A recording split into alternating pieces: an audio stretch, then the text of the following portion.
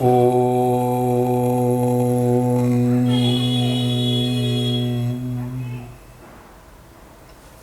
सभी को नमस्ते। इंटरव्यू की जो श्रृंखला है हमारी इस बार की, उसमें आज हम अंजलि जी के साथ बातचीत करेंगे। हमारा बातचीत करने का जो प्रयोजन रहता है उसमें उसका कुछ पार्ट्स हैं, कुछ पॉइंट्स हैं उसके, वो आपको जानने चाहिए कि जब व्यक्ति तैयारी करता है उस तैयारी के संदर्भ में कुछ मोटिवेशन चाहिए होता है उसको कि किस प्रकार से तैयारी करे, कुछ उपाय चाहिए होते हैं। तो कुछ जीवन के उतार चढ़ाव होते हैं सबके अपने जीवन के, तो उन उतार चढ़ावों से कैसे पार पा सकता है, कैसे अपने आप को मोटिवेट कर सकता है। क्योंकि मैंने भी अपने जीवन में देखा है कि जब बच्चे तैयारी करते हैं तो तैयारी के संदर्भ में बहुत सारे फैक्टर ऐसे होते हैं जो थोड़े थोड़े ही होते हैं, लेकिन उसके कारण से व्यक्ति सफल नहीं हो पाता। तो हमारी जो चर्चा रहेगी उस चर्चा में हम उन्हीं पॉइंट्स को रखने का प्रयास करेंगे। हो सकता है कि आपको भी कुछ ऐसी अच्छी बातें मिल जाए, आपको मोटिवेट कर सके, या कोई उपाय ऐसा मिल जाए जिससे आपकी पढ़ाई अच्छी हो सके, कोई उपाय ऐसा मिल जाए जिससे आप तैयारी को और अच्छा कर सकें। तो उन सब चीज़ों के लिए आज हम प्रस्तुत हुए हैं। तो पहले तो हम अंजलि जी का बहुत बहुत शुभकामनाएं देते हैं कि जिन्होंने आज इस बार JRF किया, इन्होंने क्लियर करके। तो अंजलि जी, आप एक बार अपना परिचय दें हमारे श्रोताओं के लिए और फिर थोड़ा सा अपनी जर्नी के बारे में बताएं कि किस किस प्रकार से आपकी पढ़ाई चली। सभी को मेरा ओम। मेरा नाम अंजलि है और मैं ऋषिकेश की ही रहने वाली हूँ। मेरा 2022 में MA सब्जेक्ट योग से हुआ है और उसके बाद ही मैंने कणाद एकेडमी ज्वाइन की है। मुझे यहाँ ज्वाइन करने की प्रेरणा मेरी टीचर अंशु पैनोली से मिली। वो भी यहाँ की स्टूडेंट रह चुकी थी और उन्होंने JRF क्लियर किया था, तो उन्होंने ही बताया कि मुझे इस फील्ड में आना चाहिए, तो तब मैंने एकेडमी ज्वाइन करी थी। जी, तो आपकी जो तैयारी के संदर्भ में बातें रही हैं, हम सीधा सीधा पॉइंट पे आते हैं। एक तो पहले तो कि आपकी तैयारी में क्या क्या उतार चढ़ाव रहे आपके जीवन के संदर्भ के, क्योंकि हो सकता है कि वो उतार चढ़ाव और विद्यार्थियों की भी रहे हों। तो हो सकता है कि जो उपाय आपने अपनाए वो उपाय किसी और के लिए भी काम कर सकते हो। तो जो भी आपका ऐसा पार्ट रहा, खासकर उन चीज़ों में जो आपकी कठिन दौर रहा है आपका, तो उस दौर को आप बताएं। तो आपको चाहे समय ज़्यादा लगा तैयारी में, या घर की स्थिति रही, या स्वास्थ्य की स्थिति रही, या मेंटल कुछ ऐसे विचार रहे जिनके कारण से आप बहुत अच्छा परफॉर्मेंस नहीं कर पाए, तो उन सब के बारे में थोड़ा सा आप बताएं। जी, मेरा जो योग MA रहा वो लॉकडाउन के टाइम पे था, तो इतना योग के बारे में पढ़ नहीं पाई थी और रुचि भी नहीं थी, क्योंकि ऐसा था कि MA योग से करना है और आपको एक इंस्ट्रक्टर बनना है, योगा सिखाना है लोगों को, तो पढ़ाई वाले क्षेत्र में इतनी रुचि नहीं थी। प्रैक्टिकल योग पे हाँ जी, प्रैक्टिकल पे फोकस था और स्टडी पे इतना नहीं था कि वो तो चलो एक फॉर्मेलिटी टाइप में लिया था, तो इसलिए इतना पढ़ नहीं पाए थे। पर जब यहाँ आए फिर सिलेबस पता लगा नेट का, तो थोड़ा था, क्योंकि फर्स्ट पेपर भी फैमिलियर नहीं था और सेकंड भी थोड़ा थोड़ा ही था, जैसे एनाटॉमी हो गया वो पढ़ा था, थोड़ा बहुत हठ योग पढ़ा था, पर योग दर्शन नहीं पढ़ा था, गीता की भी इतनी इन डेप्थ नॉलेज नहीं थी। तो यहाँ आके पता चली। फिर मेरी इस टोटल 2 साल की जर्नी में थोड़ा उतार चढ़ाव रहे, मेरी तरफ से ज़्यादा रहे। मैंने थोड़ा ऐसे सीरियसली नहीं लिया इस चीज़ को, काफ़ी धीमी रफ्तार से मैं चली कि हाँ चलो हो जाएगा ऐसे करके। क्यों ऐसा, ये जो पार्ट आपने बताया कि आपकी धीमी रफ्तार रही या उतार चढ़ाव आए, तो इसके कारण क्या रहे और उनसे कैसे आपने ओवरकम किया? कारण शायद सर ये रहे कि मुझे लगा कि मेरी तैयारी इनफ चल रही है, बट शायद मैं उतना अपना परफॉर्मेंस नहीं दे रही थी, उतनी भागीदारी नहीं दे रही थी पेपर में, और शायद मैं इस बार इसलिए हर बार रह जा रही थी पेपर से। तो इस बार मैंने वो चीज़ को ध्यान दिया, अपने नोट्स को फिर से बनाया और तब जाके मैंने फिर से अच्छे से तैयारी करी। सारे जो भी टॉपिक्स थे फर्स्ट पेपर और सेकंड दोनों के, उनको इन डेप्थ फिर से पढ़ा इस बारी के लिए, और तब जाके रिजल्ट जो मुझे मिला जो मैं चाहती थी। आपका जो कुछ वैसा पार्ट रहा कि फैमिली की तरफ से सपोर्ट था आपको, हेल्थ की सब चीज़ें सही थी, मतलब मैं वो पार्ट जानना चाहता हूँ कि क्या आपके जीवन में कुछ ऐसे कठिन समय आए जब आपको स्वास्थ्य की दृष्टि से या घर की दृष्टि से या किसी और परिस्थिति के कारण से जब आप अपने आप को पढ़ाई से दूर महसूस कर रही थी, और फिर दोबारा जब पढ़ाई से जुड़ी या आगे आपने जो मेहनत की, तो वो किस प्रकार से आप उन परिस्थितियों से बाहर निकल पाए? उस चीज़ के लिए मैं जानना जी चाहूँगा। सर, फैमिली तो सपोर्टिव ही रही, बट कभी कभी उनको भी लगता है कि हाँ तुम इतना टाइम से करते रहे हो, क्यों रिजल्ट नहीं मिल रहा है, तो वो चीज़ भी होती है। फिर स्वास्थ्य भी था बीच में, लास्ट ईयर ख़राब हुआ था, मुझे डेंगू हो गया था, तो उस वजह से भी काफ़ी छूट गया था। बट फिर मैंने फिर वापस से, क्योंकि धीरे धीरे तो पढ़ी रही थी, ऐसा नहीं था कि मैंने एकदम से सब चीज़ें पढ़ाई की छोड़ दी थी जी। तो इसलिए वापस से जब पढ़ना शुरू किया तो कवर कर लिया मैंने। फैमिली का भी मैंने कई सारे विद्यार्थियों से सुना है, उनकी एक अपेक्षाएं होती हैं फैमिली की कि भाई आप फटाफट जेआरएफ करो, या जो भी आपका लक्ष्य है, नेट है तो नेट करो, जेआरएफ है जेआरएफ करो, और वो बार बार पूछते रहते हैं। या मान लो कि बच्चे बाहर से आके रहते हैं तो फ़ोन करके पूछते रहते हैं, या यहाँ पे रहते हैं तो घर पे पूछते रहते हैं, तो उससे एक मेंटल प्रेशर रहता है। बहुत सारे बच्चों को मैंने सुना है कि सर एक प्रेशर रहता है, बार बार फ़ोन आता है, रिश्तेदार भी पूछते हैं या आसपास के लोग भी पूछते हैं। तो उस पार्ट को आपके साथ रहा वो पार्ट, यदि रहा तो आपने किस प्रकार से उसको डील किया? मेरे साथ इतना नहीं रहा, क्योंकि माता जी थी साथ में, पापा तो जॉब पर थे, तो वो बोलती थी कभी कभी जब रिजल्ट का टाइम होता था कि नहीं हुआ, तो मैंने कहा नहीं हुआ, इस बार भी रह गई मैं कुछ नंबरों से, तो वो पूछती थी कि अब आगे क्या करना है। तो मुझे ये था कि मुझे करना तो यही है, चाहे आज हो रहा नहीं तो कल हो रहा, मुझे करना यही चीज़ है। तो मैंने घर में बोल दिया था कि यही करूँगी, और जब तक मैं ये नहीं कर लेती आप मुझे किसी और चीज़ के लिए भी फोर्स ना करिए। तो ये मैंने कह दिया था कि, और चलो मान लो आपके साथ ये फेस नहीं रहा आपका, लेकिन यदि किसी और के साथ रहता है तो वो किस प्रकार से इसको डील कर सकते हैं? आपको क्या सुझाव आप देना चाहेंगे उनके लिए?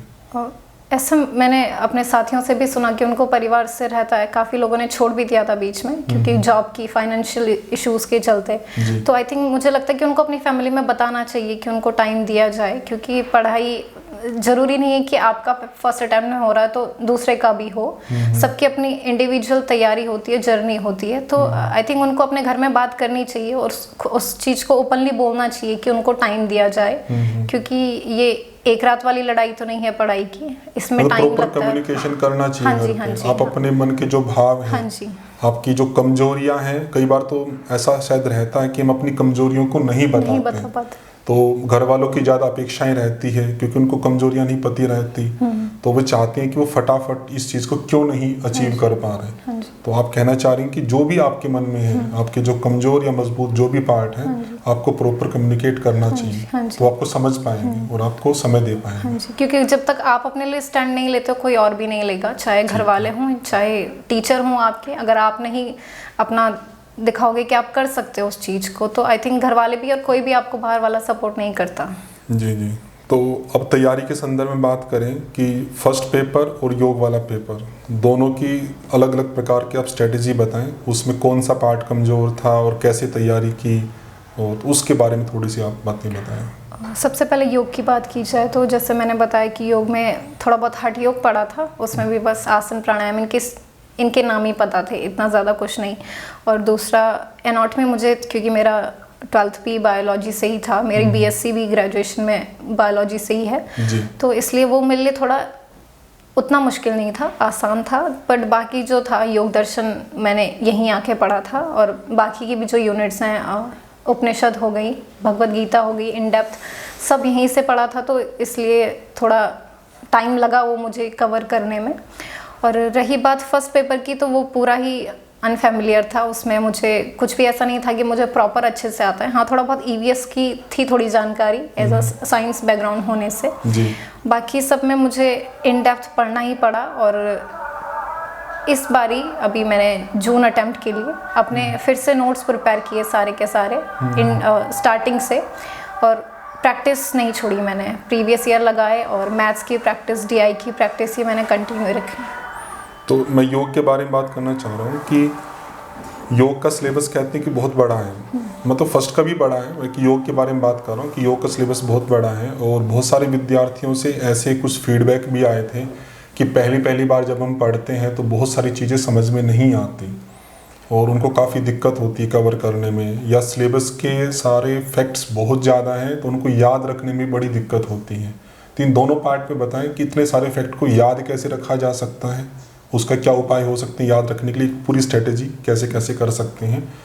और दूसरा कि जब हम स्टार्टिंग में उस विषय को पढ़ते हैं तो लोगों को लगता है कि वो समझ में नहीं आ रहा है, तो उसके क्या कारण हो सकते हैं? सर समझ का नहीं आ रहा है तो क्या उसको फिर स्किप कर देना चाहिए, क्या करना चाहिए? नहीं सर, समझ का तो बेसिक ये रहता है कि अगर आप पहली बार किसी सब्जेक्ट को पढ़ रहे हो तो आप उसके बारे में जानकारी नहीं रखते हैं, तो पहली बार नया नया होता है तो समझ में कम आता है। मतलब स्वाभाविक है, स्वाभाविक है, सबके साथ होता है। बट वो हमें फिर बिल्कुल ही नहीं आता, क्योंकि जब हम उस पर बिल्कुल अपने ट्राई ही नहीं करते, अपना कुछ एफर्ट्स ही नहीं देते हैं। तो ऐसा मेरे साथ भी था। तो मैंने स्टार्टिंग में फोकस उस चीज़ को समझने पे किया, जैसे योग दर्शन हो गया तो उसको थोड़ा अंडरस्टैंडिंग पे मैंने ज़्यादा ध्यान दिया, चाहे गीता हो जाए।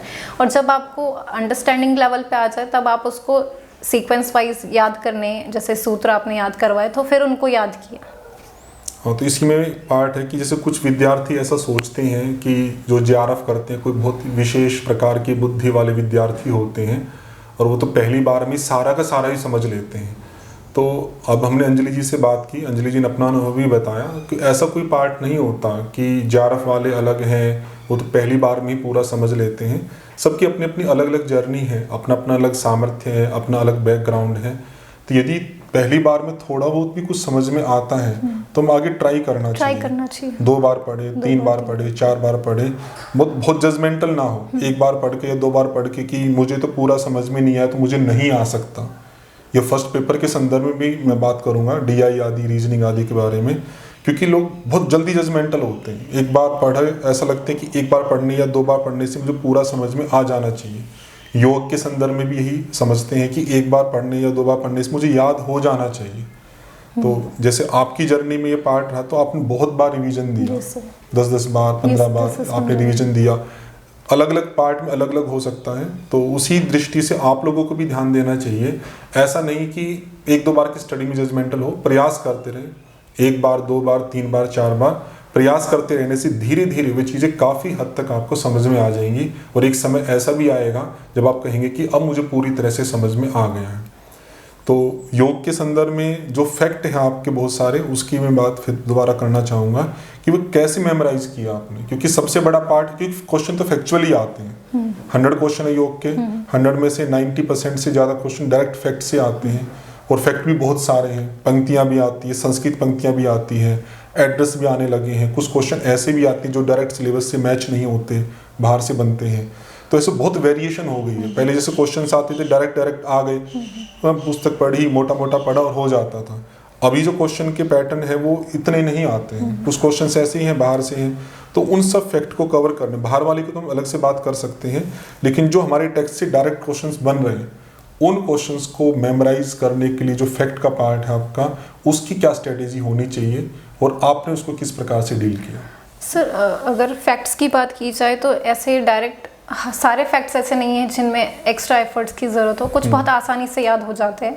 तो प्राइमरी रीडिंग में आपको यही ध्यान रखना चाहिए कि आपसे जो बिना एफर्ट्स के इजीली याद हो रहा है आप उन पे ज़्यादा फोकस करें, ना कि जो नहीं हो रहा है।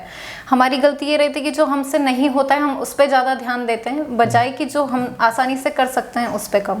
तो मेरा सुझाव यही रहेगा कि सबसे पहले उस पर ध्यान देना चाहिए कि जो आप आसानी से कर सकते हैं। आपको इजी लगता है, जो आप कर सकते हैं। 60-70% ऐसी चीज़ें हैं टेक्स्ट में जो आसानी से याद की जा सकती हैं। कुछ हैं जो जिनको कहानी बना के, ट्रिक बना के याद किया जा सकता है जी।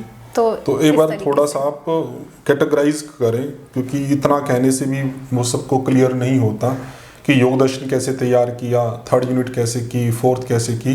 अगर कुछ थोड़ा डिफरेंस अगर आपने बनाया हो, जैसे आपने कहा कि योग दर्शन तो मैंने समझा, कुछ को याद किया, तो कुछ स्पेसिफिक आप बताएं कि कैसे कैसे आप उन चीज़ों को कवर किया जिससे प्रॉपर वो अप्लाई कर पाएँ, क्योंकि थोड़े बहुत बात करने से नहीं पता लगता कि उसका मेथड क्या है। तो प्रॉपर आप मेथड बताएं कि किस प्रकार से किया।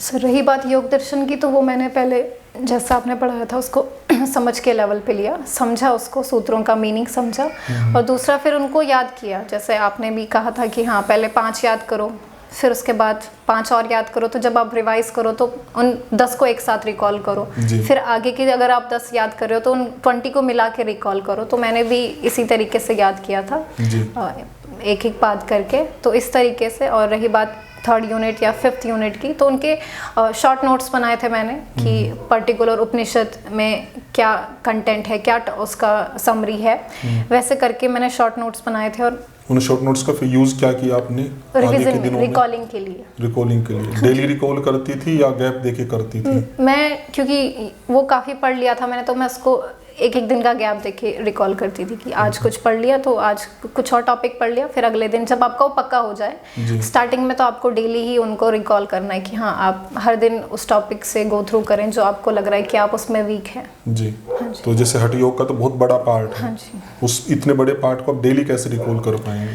मतलब एक दिन का गैप देके रिकॉल कैसे कर पाएंगे? क्योंकि उसमें 8 पुस्तकें उसमें है, योग उपनिषद में भी 8 उपनिषद हैं आपकी, तो उन सबको कर पाना, क्योंकि बच्चों की समस्या ये होती है कि सर टाइम नहीं लगता है।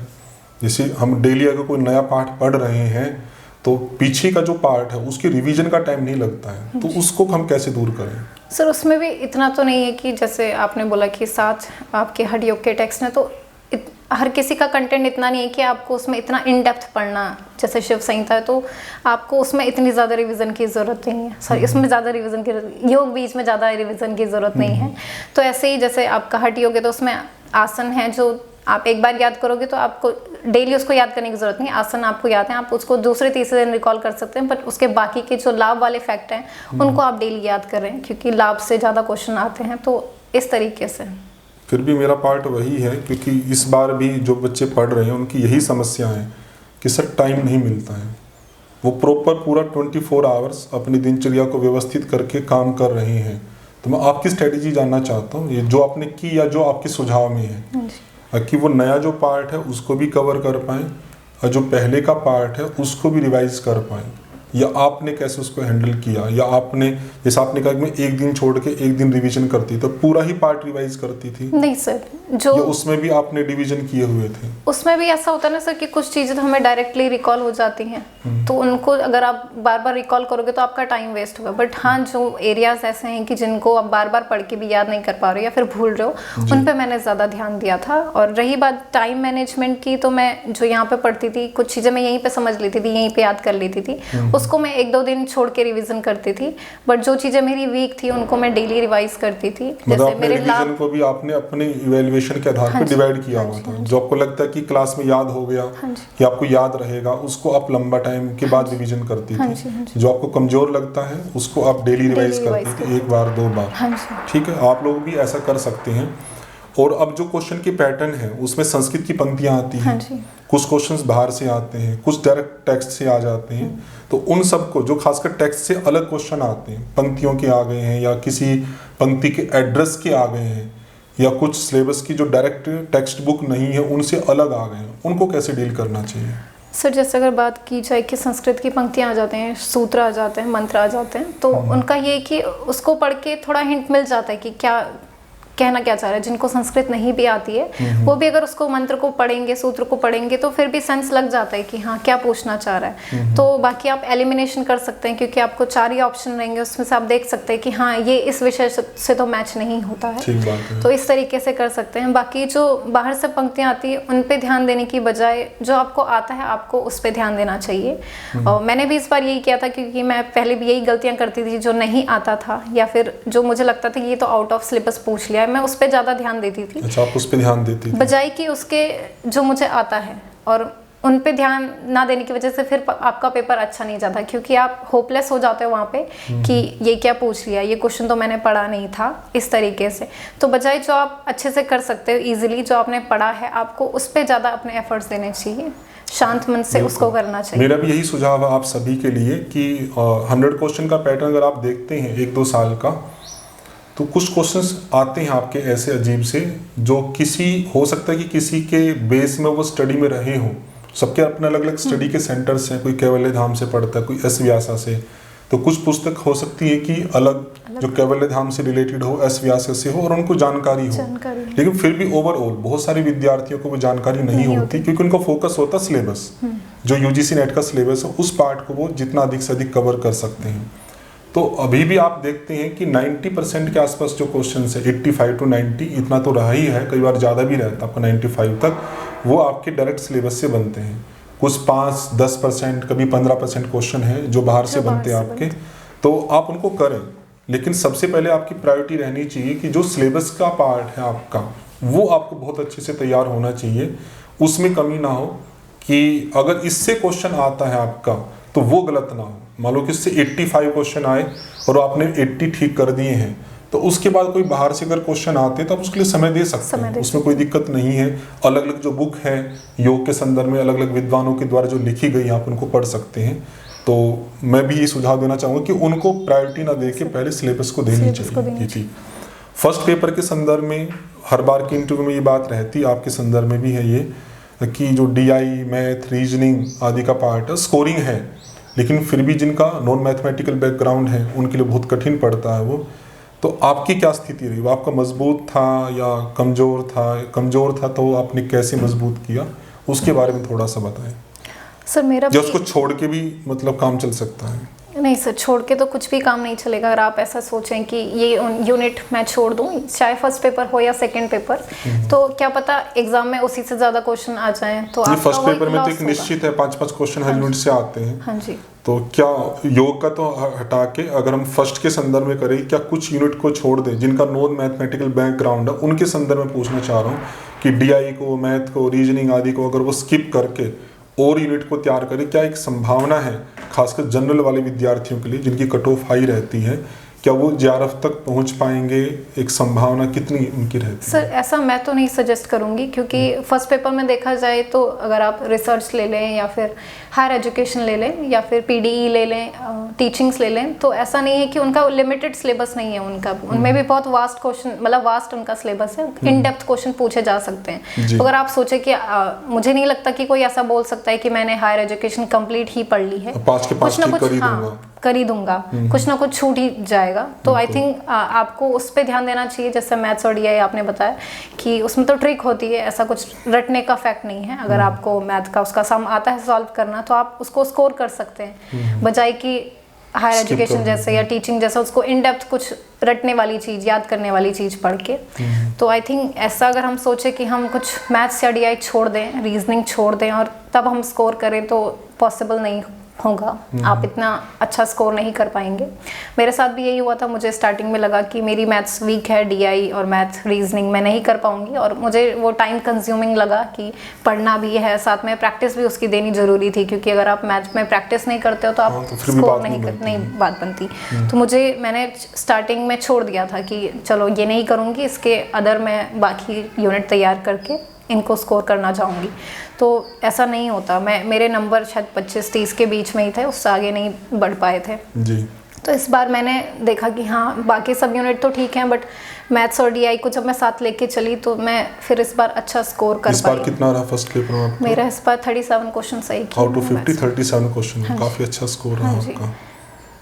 इसमें भी और अच्छा इम्प्रूव कर सकती थी? हाँ जी इम्प्रूव कर सकती थी, बट वही क्योंकि थोड़ा एग्ज़ाम जो बाकी में भी ध्यान देना था, क्योंकि मैंने इसी बार अपने सारे नोट्स को फिर से तैयार किया था अपनी कमियों को देखते हुए। तो मुझे उस प्रैक्टिस में कम समय मिल पाया DI और मैथ की, बट जितना भी मिल पाया मैंने डेली मैथ्स के क्वेश्चन लगाए, पेपर सॉल्व किए, DI सॉल्व करी। तो आई थिंक उसी वजह से। और जो थ्योरी का पार्ट है, जैसे अलग से कि जो प्रैक्टिकल हो गया DI, मैथ, रीजनिंग आदि का, उससे अलग जो है एनवायरनमेंट है, टीचिंग है, रिसर्च है, तो उस जैसे आपने कहा उनका सिलेबस काफ़ी वास्ट है, तो उनको कैसे कवर करना चाहिए?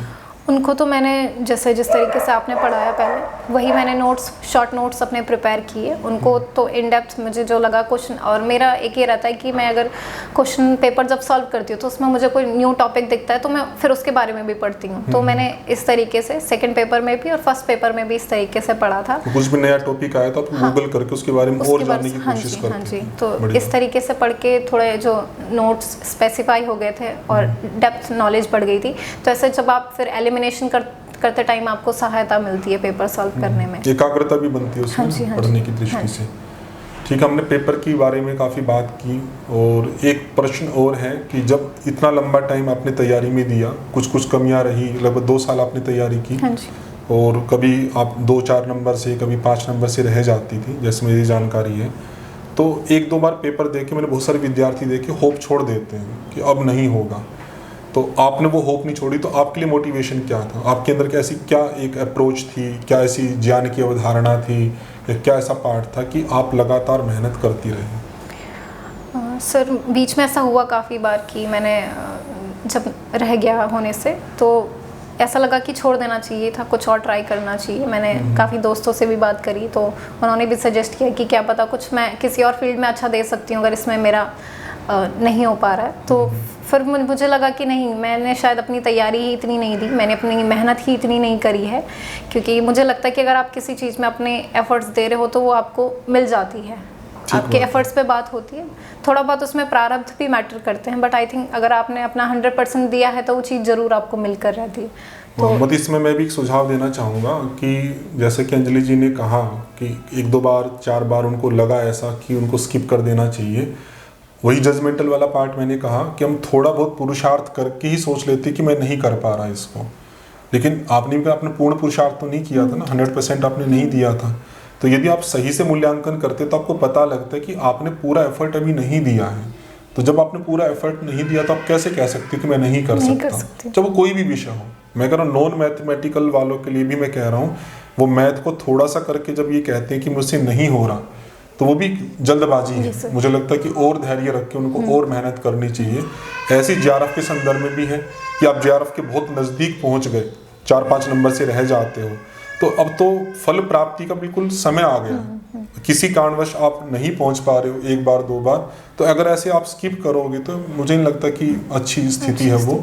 आपको अपनी कमियों पर ध्यान देते हो। ऐसा तो नहीं है कि उसमें जो क्वेश्चन आए आपको आते ही नहीं थे या आपके लेवल से बहुत हाई थे, वो चीज़ें आती थी, कुछ ना कुछ कमियों के कारण हुआ, ना कि आपके आते हुए गलत हो गए या आप कंसंट्रेट नहीं थे परीक्षा के समय पे। यदि उन कमियों को दूर करते तो निश्चित रूप से आपका पहले भी JRF हो सकता था। JRF होने में ऐसा तो नहीं रहा आपका पहले की चीज़ें नहीं आती थी, आपको कुछ चीज़ें आती हुई भी तो गलत हो जाती है ना। तो हमें कुछ कुछ कमियों को दूर करना चाहिए। अगर वे कमियां दूर हो जाती हैं तो कोई दिक्कत नहीं होती। तो आप जल्दबाजी ना करें किसी भी चीज़ के लिए, धैर्य पूर्वक हमें तैयारी करनी चाहिए। तो हमने दोनों पेपर के बारे में अंजलि जी के सुझाव लिए, और अब हम अलग से भी कुछ जो चीज़ें हम नहीं पूछ पाए हैं अंजलि से, आपके मन में कोई ऐसी बात हो जो आप बताना चाहती हो विद्यार्थियों को, करने की दृष्टि से या नहीं करने की दृष्टि से, जो हम नहीं चर्चा में ला पाए हैं, तो आप बता सकते हैं। ये सर, जैसे मैंने कहा कि हम जब तक हम खुद के लिए खुद स्टैंड नहीं लेते, आई थिंक कोई और भी हमारी हेल्प नहीं करता। मेरे साथ भी ऐसे ही था। मैंने भी जब घर वालों ने कहा कि क्यों नहीं हो रहा है, कब तक, कितना टाइम लगेगा और कितने साल, और हमारे यहाँ तो ऐसा कि शादी वादी का भी देखते हैं कि हाँ अब एज हो रही है एक लड़की की तो शादी भी करनी चाहिए। तो मेरा ये था कि मुझे खुद के लिए खुद ही स्टैंड लेना पड़ेगा, पर मैं नहीं लूँगी तो फिर कोई और मेरी हेल्प नहीं करेगा। जब तक आप खुद ना पानी में डूबते हो, अगर आप हाथ पैर नहीं मारते हो तो आप डूब जाते हो फिर। तो खुद को बचाने के लिए आपको खुद ही एफर्ट देने होते हैं।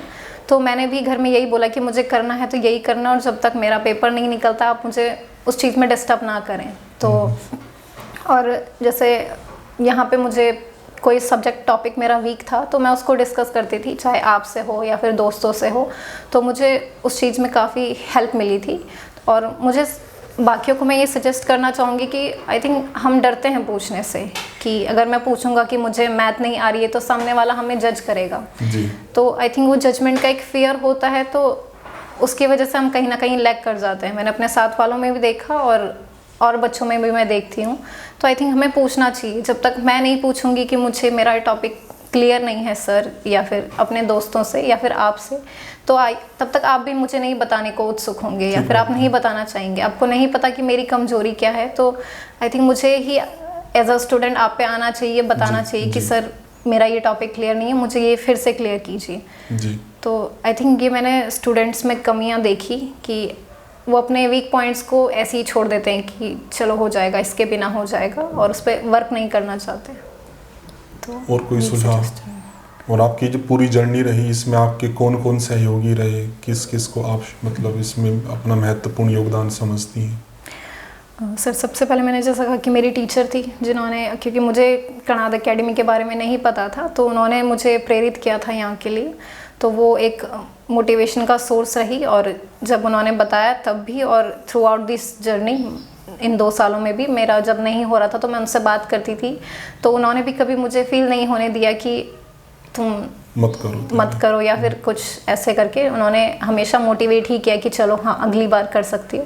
दूसरा सर मैं आपको बोलना चाहूँगी धन्यवाद, क्योंकि आप नहीं होते तो शायद आप यहाँ पे टीचर नहीं होते तो शायद मैं छोड़ भी देती बीच में, बट आप एक मोटिवेशन का सोर्स रहे मेरे लिए। आपने कभी भी मेरे फेल्ड अटेम्प्ट्स में ये मुझे फील नहीं होने दिया कि हाँ मैं एक फेलियर रही, और आपने भी हर बार प्रेरित किया कि आप मैं अच्छा कर सकती हूँ। तो उसका दूसरा मेरे पेरेंट्स, मेरी माताजी, मेरे पिताजी, तो उन्होंने भी काफ़ी सपोर्ट किया।